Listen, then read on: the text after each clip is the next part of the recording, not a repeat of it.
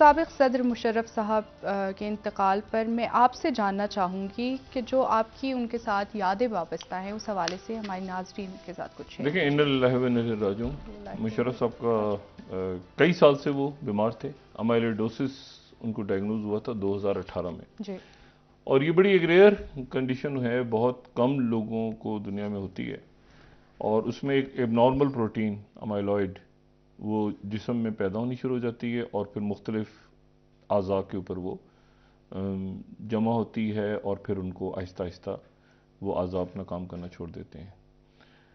और यानी एक तरह से मल्टीपल ऑर्गन फेलियर, जिगर भी और फेफड़े और कई जगहों पे। और उसके बाद फिर ये कि इसकी इसकी जो ट्रीटमेंट है वो अभी तक कोई ऐसी ट्रीटमेंट नहीं है जिससे कहा जाए कि जी मुकम्मल सेहतियाब लोग हो सकते हैं। मतलब कीमोथेरेपी तक इसमें इस्तेमाल होती है जो कैंसर के। सही। तो वो इनको डायग्नोज हुआ था 2018 में और काफ़ी अरसे से ये बीमार थे। मुशर्रफ साहब जो हैं वो ज़ाहिर है कि तारीख़ पाकिस्तान की लिखी नहीं जा सकती जब तक, बल्कि शायद ये जो दौर आया 2001 के बाद उसमें वो दुनिया की तारीख में भी शायद ये वॉर ऑन टेरर के हवाले से उनका जो रोल। ज़ाती तौर पे मुशर्रफ साहब एक इंतहाई अच्छे शख्स, एक इंतहाई नफीस इंसान और मेहरबान इंसान। मैं उनके सियासी फैसलों से हट के बात कर रहा हूँ और मैं इस बात को भी मद्देनज़र रखते हुए बात कर रहा हूँ कि उनका जो दौर जब था तो पाकिस्तान का पहला जो न्यूज़ चैनल था वो उनके दौर में लॉन्च हुआ और वो मैं उसको हेड कर रहा था। और मुशर्रफ साहब जो हैं वो उनके साथ जो उनकी पॉलिसीज़ थी, जो उनके ख़यालात थे, वो मेरे ख़यालात से, या चूँकि मैं पॉलिसी बना रहा था उस चैनल की, तो वो उससे बिल्कुल मुताबिकत नहीं रखते थे। इसका मतलब ये हरगिज़ नहीं था कि मैं कोई तालिबान की फेवर कर रहा था, लेकिन मैं वॉर ऑन टेरर के ख़िलाफ़ था। और उसकी वजह से बहुत से मामला पे मुशर्रफ साहब से मुसलसल इख्तलाफ रहा। मुशर्रफ साहब की जब हुकूमत ख़त्म हुई और जब अदलिया बहाली तहरीक चली तो उस वक्त तक जो है वो 16-17 दफ़ा ये प्रोग्राम बंद हो चुका था मुशर्रफ साहब के दौर में।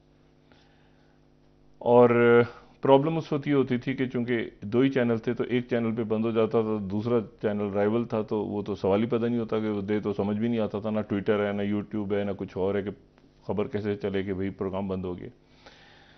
और फिर वो बड़ी मुश्किलों से खुलता था। लेकिन ये कि पैमरा वगैरह उनके दौर में बनी तो फिर उसके बाद उसमें भी एक रोल प्ले किया सजेशंस वगैरह देने के हवाले से। और मैं कहा नफीस शख्सियत, उनकी पॉलिसी से इख्तलाफ, बहुत सारी पॉलिसीज़ उनकी। पहली तो ये कि उनको पॉलिटिक्स में शायद नहीं आना चाहिए था, और 9/11 का जो फैसला था उसके ऊपर भी, यानी रास्ता तो शायद वही था लेकिन कंडीशंस दूसरी ज़्यादा मुनासिब अंदाज में इसी पे था। सबका कहना यही था, जितने लोग भी मुशर्रफ साहब ने शुरू में बुलवाए थे मुशावरत के लिए, जब जनरल महमूद ISI को हेड कर रहे थे, फिर उसके बाद जनरल एहसान आ गए। लेकिन उस वक्त ये था कि हम कैसे आगे जाएं, तो मुशावरत का अमल उन्होंने किया। उसमें तमाम अपोजिशन के रहनुमा जो हैं उसमें आए, मुस्लिम लीग नून के अलावा, मुस्लिम नवाज के अलावा और पीपल्स पार्टी के अलावा, और इसी तरह से उलमा के साथ और अखबारात के एडिटर्स के साथ उन्होंने मुशावरत की। फैसला बहरहाल उनका अपना था, जिस पर तनकीद भी हुई, बहुत ज़्यादा तनकीद हुई, और लेकिन प्रेशर्स उन्होंने बहुत ज़्यादा लिए। ये बात कहना कि जी वो बिल्कुल अमेरिका के सामने सरनगू हो गई थी, ये बात भी गलत है, और ये कहा जाए कि बिल्कुल डट के खड़े हो गए तो ये बात भी गलत है। लेकिन वो शुरू के जो दिन थे वो एक्सट्रीमली टफ डेज थे। एक तो ये कि बेशुमार अलकायदा के लोग पाकिस्तान से पकड़े जा रहे थे, पकड़े गए बेशुमार, मतलब शायद यहाँ पर अंदाज़ा भी नहीं था कि इतने ज़्यादा लोग छुपे हुए हैं पाकिस्तान में। और फिर ये हुआ कि वहाँ से बहुत बड़ी तादाद में तालिबान के लोग यहाँ पर आए, तो फिर एक लंबा सिलसिला यहाँ पे शुरू हुआ। बहरहाल उनसे इख्तलाफ, फिर उसके बाद एक तो इस पॉलिसी के ऊपर थ्रू आउट, फिर अकबर भुट्टी साहब का जब उनको शहीद किया गया अकबर भुट्टी साहब को, तो उससे पहले ये था कि एक बड़ा सिविलियन अवार्ड पाकिस्तान का देने का ऐलान हो गया था। तो वो मैंने उसको वापस किया, क्योंकि बुगटी साहब की शहादत के बाद उस पर मज़ीद तलखियाँ पैदा हुई, और फिर उसके बाद अदलिया बहाली तहरीक और बाकी सारे मामलात। लेकिन मैं जिस अदारे से वाबस्ता था उस वक्त, मुल्क का बड़ा मीडिया ग्रुप, हमारी पॉलिसी ये थी कि हम NRO के ख़िलाफ़ थे जी। और NRO के हम ख़िलाफ़ थे। और जब इमरजेंसी हुई तो उस वक्त ज़ाहिर है कि खलीजी रियासत से प्रोग्राम चल रहा था, तो वो फिर 17 दिन तक वहाँ से चलता रहा और उसके बाद फिर बैन हुआ। लेकिन वो NRO के हम ख़िलाफ़ थे। और फिर बेनज़ीर भुट्टो साहबा की वापसी, शहादत उनकी, बाकी फिर मामला सारे, तो बहुत कुछ आखिरी साल में तो बहुत ही गूफ अप हो गया सब कुछ। लेकिन यह है कि बुनियादी तौर पे ये है, अगर उसका बुनियाद निकाली जाए कि कैसे गए मुशर्रफ साहब इक़्तिदार थे, तो उसका बुनियादी बात ये निकलती है कि अमेरिकन उनसे नाराज़ हो गए थे और अमेरिकन उनसे नाराज़ हो गए थे। और 2006 से ही बात चल पड़ी थी कि जी आप मुल्क में जमहूरियत को वापस लाएं, जो बेनज़ीर भुट्टो साहब और नवाज शरीफ साहब से डायलॉग करें, और ये सारा ख़ास तौर पे बेनज़ीर भुट्टो साहब से, क्योंकि नवाज शरीफ साहब के बारे में ये तासुर था उस वक्त कि वो तालिबान के करीब है। अच्छा। जी, नवाज शरीफ साहब कहता कि तालिबान के करीब है, ये वाशिंगटन में ये तासुर था, और ये तालिबान के करीब हैं। और जो पीपल्स पार्टी प्रोग्रेसिव पार्टी है, तो वो मुशर्रफ साहब के साथ, लेकिन वो बन नहीं पा रही थी बात। और इसमें स्टेट डिपार्टमेंट और डिफेंस डिपार्टमेंट, ये बहुत फकड़ चौका, उनके कॉन्फ्लिक्ट हो गया था दोनों में। जॉन नेग्रोपोंटे एक तरफ खड़ी है, कॉन्डी राइस एक तरफ खड़ी है। बहरहाल, तो मुशर्रफ साहब का मैं आपको सिर्फ एक बात बताऊं कि नफीस मेहरबान आदमी, बहुत, और उनके पास इतनी इंफॉर्मेशन होती थी, यानी उनके पास ISI के जो सेक्टर कमांडर्स या कई दफ़ा DGISI से भी ज़्यादा, और उसकी वजह ये होती थी कि वो लोगों में वो सोशलाइज, शादियों की दावत में बैठ गए, किसी फंक्शन में बैठ गए, कहीं गज़लें सुन रहे हैं, किसी की कोई घर का फंक्शन है उसमें पहुंच गए, इधर उधर आगे, वो इतना घूमते, इतना लोगों में मिलते थे कि उनके पास इंफॉर्मेशन होती थी। और मैं खुद कई दफ़ा देखा कि उनसे बात हुई तो किसी ने कहा कि नहीं ऐसे नहीं, ऐसे हो रहा है, तो उन्होंने कहा तुम्हें नहीं पता, इस तरह नहीं हो, इस तरह ऐसे हो रहा है, तो उन्होंने करेक्ट किया मेरी प्रेजेंस में कम से कम। एक दफ़ा वो बड़ी शदीद नाराज़ हो गए, उन्होंने बुलवाया, और शो मेरा बैन था, और उस वक्त उनके साथ एक मुलाकात हुई, और उस मुलाकात में वो शदीद गुस्से में आ गए। हामिद जावेद साहब थे, शौकत सुल्तान साहब थे उस मुलाकात में, और मेरा ख्याल है तारिक अजीज़ साहब भी थे।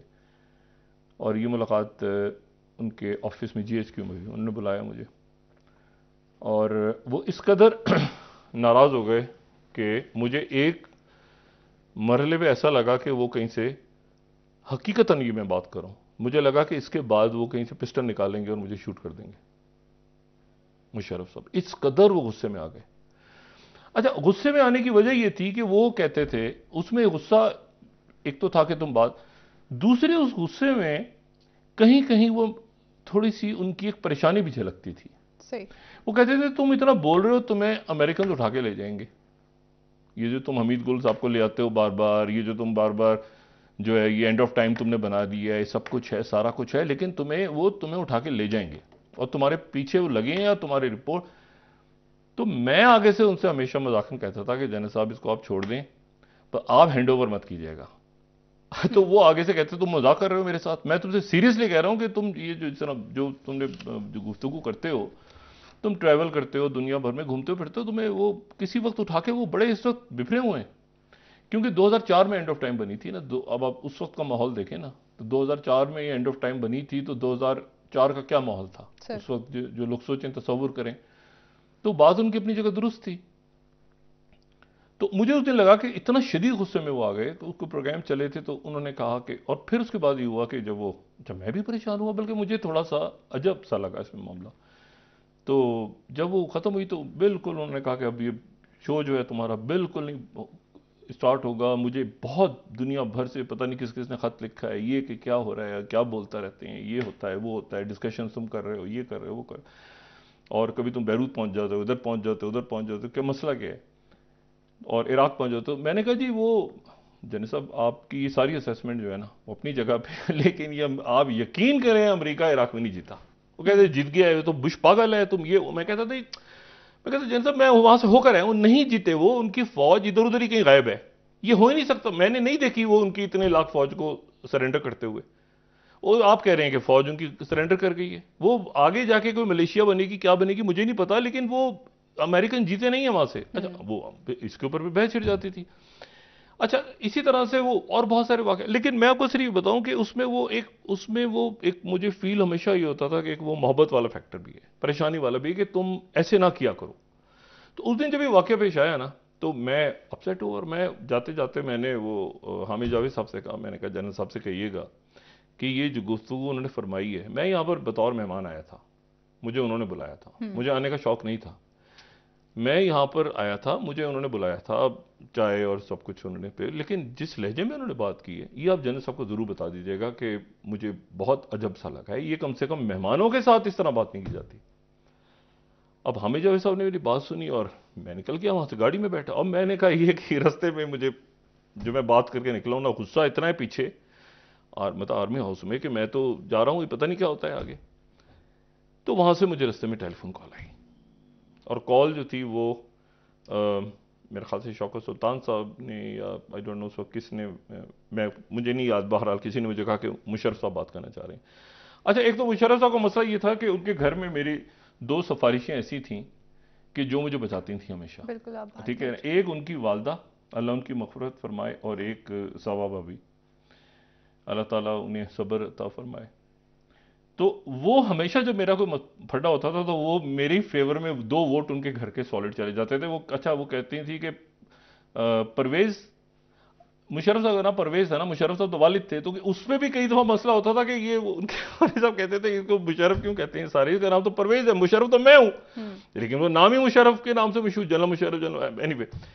तो वो मुशर्रफ साहब ने कई दफा कहा, मुझे कहते हैं कि यार मैं जो हूं ना डॉक्टर, एक तो समझ में नहीं आता कि ये तो मेरी वालदा और मेरी जो वाइफ हैं और सब, वो कहती हैं कि देखो ये बात तो सही कर रहा है ना, तुम क्यों उसके पीछे लगे रहते हो, बात तो सही कर रहा है। तो मुशर्रफ साहब ने मुझे कॉल की जब ये तलखी हो गई और मुझे कॉल करके कहते हैं कि वो ये कहते हैं यार शायद कोई माइंड तो नहीं की बात। मैंने कहा नहीं जनरल साहब, तो मैं उनको जनरल साहब कहता था, इसके ऊपर भी एक इशू था कि मैं प्रेसिडेंट साहब नहीं कहता, तो मैं कहा जनरल साहब नहीं। कहते नहीं यार, आई एम एक्सट्रीमली सॉरी, वो थोड़ा सा मैं, अब मैंने कहा मैं एकदम से, मैंने कहा नहीं जनरल साहब। कहते नहीं यार, मैं थोड़ा सा मुझे फील हुआ है, मुझे इस तरह बात नहीं करनी चाहिए थी, और यार एक्सट्रीमली सॉरी, आई नो कि यार तुम माइंड नहीं करते हो और तुम्हें, तो ये जो चीज़ें होती हैं ना बाज़ दफ़ा, तो ये चीज़ें फिर तो मैंने कहा जनरल साहब आप नहीं बोल नहीं, ये तुम वापस आओ यार, खाना रात को खाते हैं, ये करते हैं वो, यार मुझे इस तरह बात नहीं करनी चाहिए, तो मेरा मूड ख़राब था, ये था।